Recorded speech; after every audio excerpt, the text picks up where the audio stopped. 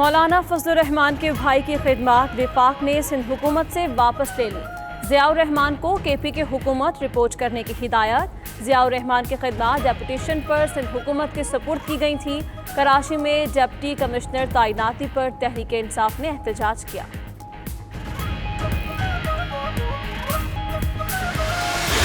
पंजाब हुकूमत का बड़ा फैसला, आज रात 12 बजे से सख्त लॉकडाउन का ऐलान। सूबे भर की मार्केटें 9 रोज के लिए बंद रहेंगी। मेडिकल स्टोर्स, अशियाए ज़रूरिया की दुकानें, ट्रांसपोर्ट और दफातर खुले रहेंगे। इस्लामाबाद के तफरीही मकामात भी आज से ईद तातीलात तक बंद रहेंगे। ताजिरों ने मार्केटें बंद करने के फैसले की मुखालिफत कर दी। हुकूमत से नजरसानी का मुतालबा।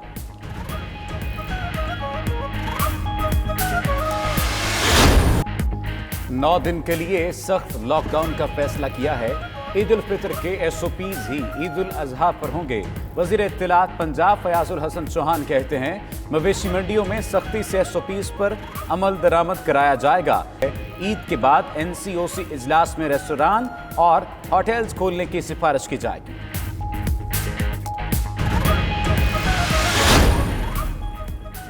वज़ीर आज़म की ज़ेर सदारत अहम इजलास। मुल्क में गंदम और चीनी की सूरत हाल का जायजा। सूबों में गंदम स्टॉक के हवाले से ब्रीफिंग दी गई। ज़ख़ीरा अंदोज़ों के खिलाफ कार्रवाई से मुतल्लिक रिपोर्ट भी पेश। इजलास में विफाकी वज़रा, मुआविनीन, मुशीर एहतसाब की भी शिरकत।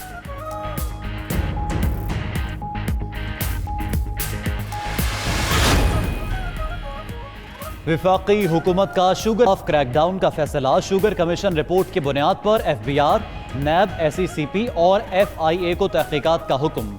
वज़ीर आज़म की हिदायत पर गवर्नर स्टेट बैंक, मुसाबकती कमीशन और 3 सूबों को भी खुतूत लिख दिए गए।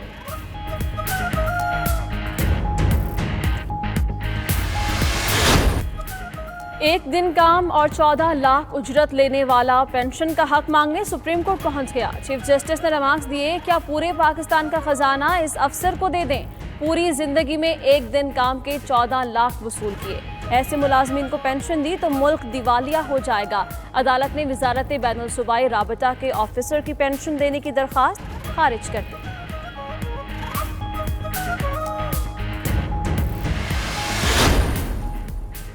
सरकारी इदारों के सरबराहान के ज़रिए इस्तेमाल मुतअद्दिद गाड़ियां महकमा एक्साइज की नादहिंदा निकलीं। एक्साइज एंड टैक्सेशन की रिपोर्ट में कई बड़े इदारों के नाम सामने आ गए। IG पंजाब के ज़रिए इस्तेमाल 2 गाड़ियों पर टोकन टैक्स वाजिब अदा है।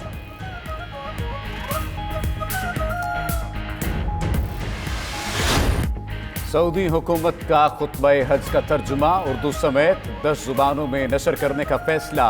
सदर उमूर हरमैन शरीफैन शेख अब्दुर्रहमान उस-सुदैस कहते हैं, फैसला इस्लाम का पैगाम पूरी दुनिया में पहुंचाने के लिए किया गया। उधर हज से कबल सऊदी हुक्काम की जानिब से भरपूर हिफाजती इक़दामात। मस्जिदुल हराम में वायरस कुछ स्प्रे।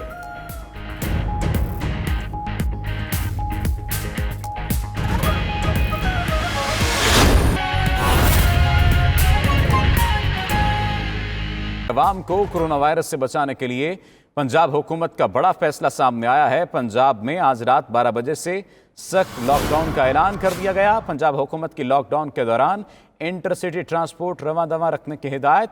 वज़ीर इत्तलात पंजाब फयाजुल हसन चौहान कहते हैं, रात 12 बजे से 9 बजे के लिए सख्त लॉकडाउन किया जाएगा।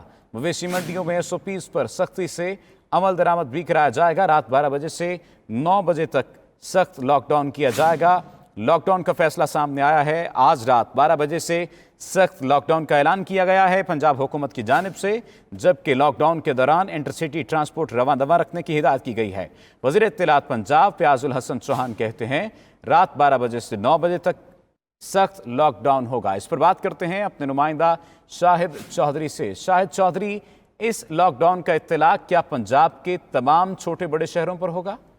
जी बिल्कुल, इस लॉकडाउन का इजलास जो है पूरे पंजाब के अंदर होगा और इस हवाले से आज जो है खसूसी तौर पर इजलास हुआ। सूबाई वजीर कानून राजा बशारत की ज़ेरे निगरानी जो है ये इजलास हुआ, जिसके अंदर जो है कबीना कमेटी के इजलास में ये फैसला किया गया है कि आज रात से पंजाब भर में मुकम्मल लॉकडाउन का फैसला कर दिया गया। जो लॉकडाउन अगले बुध तक जो है वो जारी रहेगा। लॉकडाउन का मकसद है कि हम कोरोना को शिकस्त देने के करीब है। अब लापरवाही से दोबारा केसेस की तादाद कहीं बढ़ ना जाए, तो इस हवाले से सूबाई वजीर कानून राजा बशारत का कहना है कि ये फैसला किया गया। और सूबाई वजीर इत्तलात फयाजुल हसन चौहान का भी यही कहना है कि मुकम्मल तौर पर लॉकडाउन होगा। कोई शॉपिंग प्लाजा, मार्केट जो है मुकम्मल तौर पर बंद रखी जाएंगी। इसके साथ साथ ईद उल फितर के जो SOP थे वही ईद उल अजहा पर जो है SOP जो है उन पर अमल दरामद करवाया जाएगा। इसका हतमी फैसला जो है आज कबीना कमेटी के इजलास के अंदर जो है वो कर लिया गया है। आज रात 12 बजे से 9 दिन के लिए सख्त लॉकडाउन जो है वो आज से होगा। और इसके साथ साथ मवेशी मंडियों पर जो है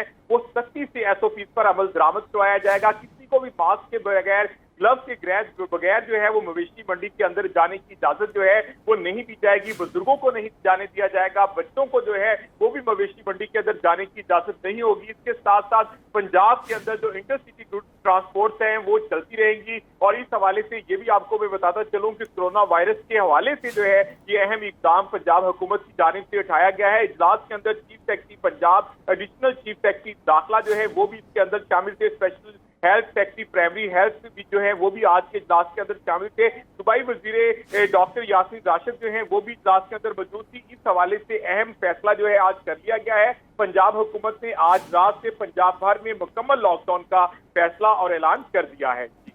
शाहिद चौधरी, ये आगाह कीजिएगा, ट्रांसपोर्ट को रवां दवा रखने की हिदायत की गई है, लेकिन वो दुकानें जहां से दूध दही मिलता है उनके लिए क्या SOPs जारी किए गए हैं, या जहां से नान बाइयों की दुकानें हैं इनके बारे में क्या SOPs जारी किए गए हैं? जी बिल्कुल, ये तमाम चीजें बिल्कुल जिस तरह पहले SOP से लॉकडाउन के उसके मुताबिक ये तमाम चीजें खुली रहेंगी। मेडिकल स्टोर जो है वो खुली रहेंगे, ग्रोसरी की तमाम दुकानें जो हैं वो खुली रहेंगी, ट्रांसपोर्ट खुली रहेगी, ऑफिस जो हैं वो खुले रहेंगे, दूध दही की दुकानें जो हैं, सब्जी की दुकानें जो हैं, अशियाए खुर्दोनोश की जो दुकानें हैं वो बिल्कुल उसी तरह खुली रहेंगी जिस तरह इससे पहले जो SOP जारी किए गए थे लॉकडाउन के दौरान और स्मार्ट लॉकडाउन के दौरान। तो मुकम्मल उस पर जो है अमल दरामद किया जाएगा। मेडिकल स्टोर जो है वो खुले रखने का फैसला किया गया है। ग्रोसरी स्टोर जो है वो खुले रखने का फैसला किया है। ट्रांसपोर्ट जो है वो खुली रहेगी। जो ऑफिस हैं वो उसी तरह खुले रहेंगे, लेकिन सिर्फ शॉपिंग मॉल, मार्केटें, बाजार जो हैं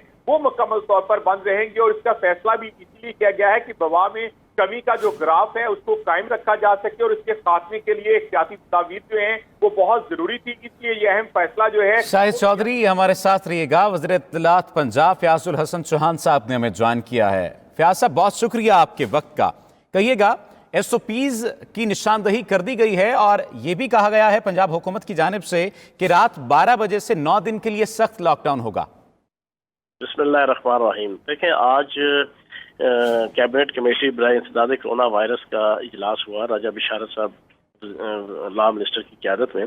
उसमें 4 बुनियादी चीज़ें जो है वो तय हुई हैं। उसमें एक तो ये तय हुआ है कि आज रात 12 बजे से लेके नेक्स्ट वेडनेसडे और उससे अगला जो वेडनेसडे है बुध, ईद के बाद जो आने वाला बुध है, ये तकरीबन 9 दिन बन जाते हैं।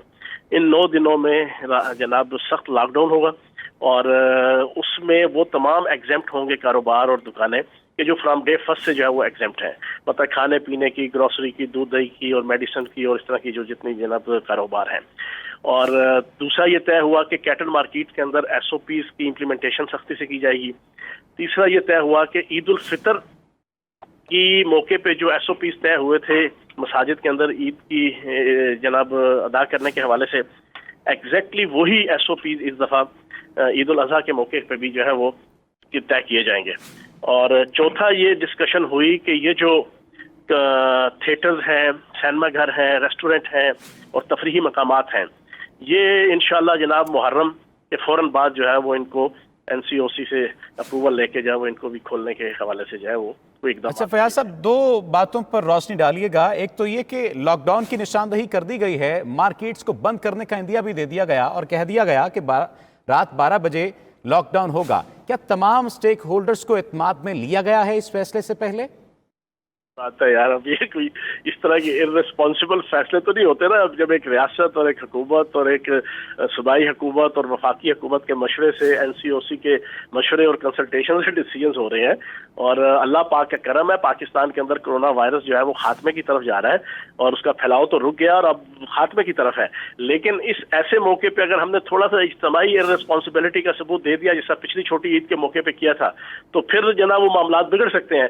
तो हमने कोशिश ये की है, और वजीर आजम पाकिस्तान इमरान खान साहब का जो सोच और विजन है उसके, और सरदार उस्मान बुज़दार साहब की क़यादत में, कि ये जो एक आखिरी जंग तो मैं नहीं कहूँगा, लेकिन बहरहाल आखिरी जंगों में से एक जंग है कोरोना वायरस के खिलाफ। तो